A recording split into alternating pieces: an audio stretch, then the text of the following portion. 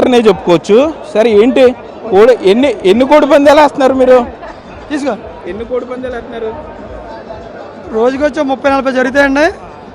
అన్నీ కూడా సంక్రాంతి ప్రజల ఆనందం కోసమే తప్ప మా సొంతం కోసమే కాదు.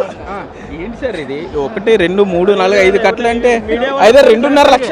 ఏంటంటే మీడియా వల్ల ఎక్కువ అటాచ్మెంట్ ఉంటే కొంచెం మాక్రేజ్ కూడా పెరుగుతుంది తప్ప కోళ్ళ గురించి కాదు. కాదు సార్, ఇప్పుడు ఇక్కడ ఏమే ఒక నిమిషం స్టేట్ మళ్ళీ ఇచ్చేస్తా. స్టేట్ బ్యాంక్ కాదు 2 3 6 3 లక్షలు 3 లక్షల రూపాయలు పందెం కాయడానిక? పందెం ఖాయం.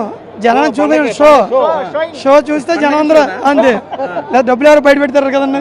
ఇప్పుడు గెలిచిన డబ్బు ఇది గెలిచింది వాళ్ళ లెక్కన కదా, చేతిలో పెట్టి తిరుగుతూ ఉంటారు. మంది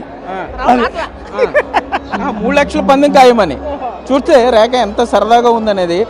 ఇక్కడ అంటే గోదావరి జిల్లాలకి సంబంధించి ప్రజలే కాదు, తెలంగాణ ప్రాంతం నుండి కూడా పెద్ద ఎత్తున ఇక్కడికి వస్తూ ఉంటారు. మీరు చూస్తే డబ్బులకు సంబంధించిన బ్యాగులు కానీ, డబ్బులకు సంబంధించినటువంటి జాగ్రత్త చేసే మనుషులు కానీ అత్యంత జాగ్రత్తగా ఇక్కడ మొత్తం ఏర్పాట్లు అనేది చేస్తూ ఉంటారు. గ్యాలరీలు కూడా మీరు చూడొచ్చు.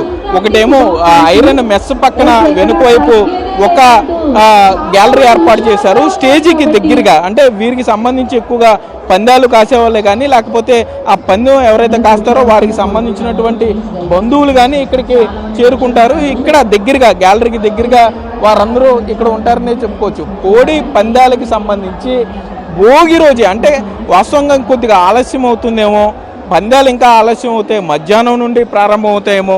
ఒక పక్క హైకోర్టు ఉత్తర్వులు, మరో పక్క పోలీసులు, ఈ రెవెన్యూ ఉత్తర్వులు, జాయింట్ టాస్క్ ఫోర్స్ కమిటీలు అన్నారు. వీటన్నిటి మధ్య అసలు ఏ విధంగా పందాలు జరుగుతాయా జరగవా అనే మీమాంస నుండి పందెం మొదలైతే ఆ బరి ఏ విధంగా ఉంటుంది, ఆ బరిని ఏ విధంగా ముస్తాబు చేస్తారనేది మీరు చూడొచ్చు. సుమారుగా మీరు మొత్తం 4 వైపులా కూడా ఇదే పరిస్థితి. అంటే స్టేజీకి 4 వైపులా 4 పక్కలా కూడా పందెం బరులకు సంబంధించిన దాన్ని ఏర్పాటు చేశారు. ఉంగుటూరు ఎమ్మెల్యే ధర్మరాజు కూడా ఇంతే ఉత్సాహంతో పందెం బరి వద్ద అంతే ఆయన ఆనందంగా ఆయన ఇక్కడ ఆ ఏర్పాట్లని పర్యవేక్షిస్తున్నారనే చెప్పుకోవచ్చు.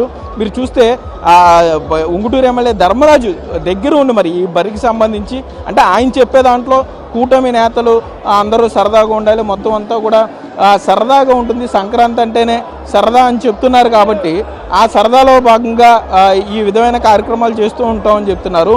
మీరు ఇప్పుడు చూస్తున్నంతా కూడా ఏలూరు జిల్లా నారాయణపురం కోడి పందాల బరి మనం చూస్తున్నాం. అంటే ఏలూరు జిల్లాలోనే అతిపెద్ద బరి అని కూడా దీన్ని చెప్పుకోవచ్చు. అంతా ముస్తాబు చేశారు. ఇక్కడ జనసేన పార్టీ ఎమ్మెల్యే ధర్మరాజు ఉన్నారు. మరి వారంతా కలిసి అంటే వాళ్ళు చెప్పేది కుల మతాలకు అతీతంగా, రాజకీయ పార్టీలకు అతీతంగా ఈ విధమైన ఏర్పాట్లు చేశామని చెప్తున్నారు. మరోపక్క అసలు ఎవరెవరు ఎక్కడ వచ్చారు కూడా. సార్ ఏంటి మీరు ఏ ఊరు సార్? నారాయణపురమేనా? మీరు నారాయణపురమేనా? ఏంటి చేతికేదో ట్యాగ్ పెట్టారు? ఆయనతో మాట్లాడతా అలా మాట్లాడు. ట్యాగ్ ఒకసారి చూపించండి. ఈ ట్యాగ్ ఉంటేనే ఇక్కడ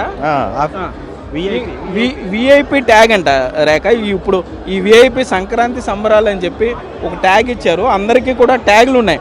ఓన్లీ ఈ ట్యాగులు ఉన్నవారు మాత్రమే ఇక్కడ ముందు వరుసలో కూర్చుంటారని చెప్తున్నారు. ఇక్కడ గెస్టులను కూడా మాట్లాడించే ప్రయత్నం చేద్దాం. ఏంటి ఎన్ని పందాలు జరిగినాయి ఇప్పటి వరకు ఏంటంటే? సరే ఏంటి ఇప్పటి వరకు ఎన్ని పందాలు జరిగినాయి, ఎంత లాభం?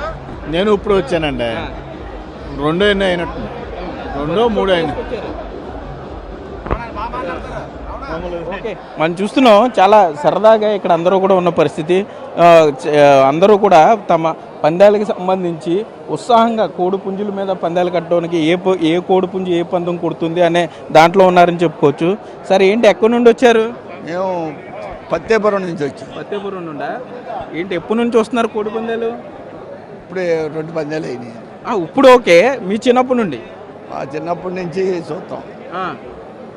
అంటే చూడమేనా, పందాలు కాస్తారా? కాస్తాం కొద్దిగా. ఎంత సార్ కొద్దిగా అంటే? 4,000 5,000 లెక్క. లాభమా? బాగానే ఉంటుంది. ఇప్పుడు వరకు ఎన్ని పందాలు అయినాయి? 3 పందాలు అయినాయి. 3 పందాలు అయినాయి. ఓకే, మిగతా వారిని కూడా మాట్లాడి చాలా సరదాగా ఇక్కడ వాతావరణం ఉందని చెప్పుకోవచ్చు. ఎల్ఈడి స్క్రీన్లు పెట్టారు. ఏమంటే ఏంటి మీరు ఎక్కడి వచ్చారు, ఎంత పందెం వేశారు? నాకు తెలియదండి, మేము చదువుకోలేదు కూడా. వీళ్ళు ఏమన్నా అడగం. డబ్బులు లెక్క పెడతారా? డబ్బులు లెక్క పెడతారు. డబ్బులు ఎందుకు లెక్క పెడతాం? చెప్తా ఏమైనా ఉన్నాయా? ఎన్ని పందాలు జరిగినాయి ఇప్పుడు వరకు? 3 జరిగింది. ఏ ఊరండి? గణపవరం. ఏ విన్నింగ్ లో ఉన్నారా, ఎటు ఉన్నారా, యావరేజ్ గా ఉన్నారా? యావరేజ్గా ఉంది.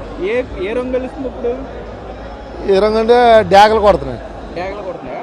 మొత్తం మూడు డ్యాగలేనా ఇప్పుడు? అలాగే వెళ్ళండి బాబు. మనం చూస్తున్నాం కనీసం మాట్లాడడానికి కూడా ఇబ్బంది పడుతున్నారు. రేపు అన్ని రోజున కొద్దిగా పోలీసులతో ఇబ్బంది ఉంటుందేమో అనే విధంగా ఇక్కడ ఇబ్బంది పడుతున్నారని చెప్పుకోవచ్చు. మిగిలిన వారు కూడా, ఎందుకంటే అందరూ కూడా భోగి రోజు పండగ కుటుంబ సభ్యులతో ఏ విధంగా ఉంటారో అంతకు మించి ఇక్కడ సరదాగా వాతావరణం ఉందనే చెప్పుకోవచ్చు. సరే ఏంటి మీరు ఎక్కడి నుండి వచ్చారు, ఏంటి ఎన్ని పందాలు జరిగినాయి? మనకి అంత ఐడియా లేదు. మేము కర్ణాటక నుంచి వచ్చాం. కర్ణాటక నుంచి హొసపేట నుంచి అగిరిబొమ్మనాళ్ళ దగ్గర నుంచి వచ్చాం. ఇప్పుడు జరిగినాయి 4 పందాలు జరిగినాయి. చాలా బాగా నడుస్తుంది, వ్యవస్థ అంతా బాగుంది. కర్ణాటక వెళ్ళి సెటిల్ అయ్యారా మీరు? నేటివ్ ఇక్కడేనా లేకపోతే ఇక్కడే అర్ధవారం నుంచి కర్ణాటక వెళ్ళి సెటిల్ అయ్యి 40 ఏళ్ళు అయింది. అక్కడి నుంచి ఇక్కడికి వచ్చి ప్రతి సంవత్సరం వచ్చి చూస్తూ ఉంటాం. ఒక ఆనందం ఇది. చూస్తూ ఉంటాం, ఎక్కువ చూడటం వరకే ఓ సరదా, ఏదో పండుగ, ఏదో చూడాలి, సినిమా చూసినట్టు ఓ హ్యాపీ. కర్ణాటకలో లేవండి కోడిపందాలు? లేవు. కర్ణాటకలో కోడిపందాలు లేవు. చెయ్యాలి ఇంకా. ఆ మధ్యలో చేస్తే లోపల పడేశారు పోలీసులు తీసుకెళ్ళి ఓసారి.